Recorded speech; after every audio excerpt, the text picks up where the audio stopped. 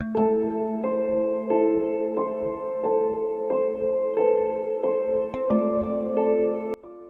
this is my life story. So when I was 5, I actually twisted my ankle in a ditch, and I went to the hospital to find out what was wrong because it hurt quite a lot. And then they said that I walk funny, so they had to do tests. I spent a whole day in Queen's Hospital having x-rays and scans on my brain, my back and my legs to see if there was anything wrong. And a month later it actually came out that I was diagnosed with lower limb cerebral palsy and spastic dysplasia, which basically means the muscles in my legs are very weak. Therefore I'm limited to what I can do. I used to walk on my tiptoes until I was about 13, and I had an incident where I broke my leg, and when they put it in a cast rather than straightening out my foot, when my foot was curved because of my cerebral palsy, they curved it around more, causing it to seize up, which meant that I could never walk again because of the fact it was curved. This incident put me in a wheelchair. So from that day in November in 2015, I've been in a wheelchair since, suffering. I know people with my disability will not like to talk about theirs. That's why I'm here today to talk about mine, because I believe that people need to know more. Cerebral palsy can affect people in many different ways.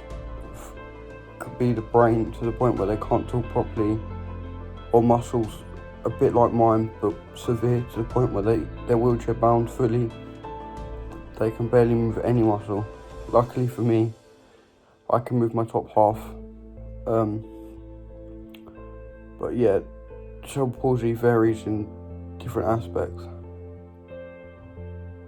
When I was around 16, just before I started my first year at college, I was transferred to Royal London Hospital because they said that I needed an operation on my foot so that I could at least have a straight foot.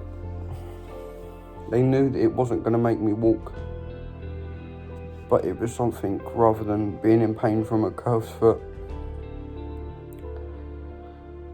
And then when I went for scans there, they reckon that I haven't got cerebral palsy and that I have some mystery disability that no one knows about. None of the neurosurgeons or anything have ever seen, neurologists, no one has ever seen the way my legs are, to the point where they take pictures of them to ask around and to be like, have you seen this before? Because I've never noticed it before. I've had blood tests, DNA tests, and so far nothing's come back. I'm still waiting.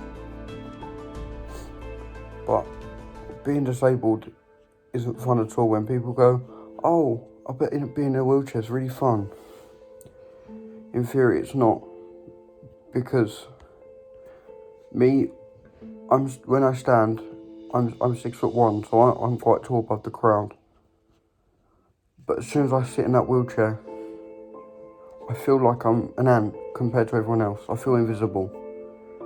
You go into shops and people just think that I'm invisible. They just walk into me and go, oh, sorry, I didn't see you. Or I say, excuse me, please, because they're blocking the way and they just ignore me. Just because I'm that little bit shorter, they pretend like they can't see me. It hurts me inside because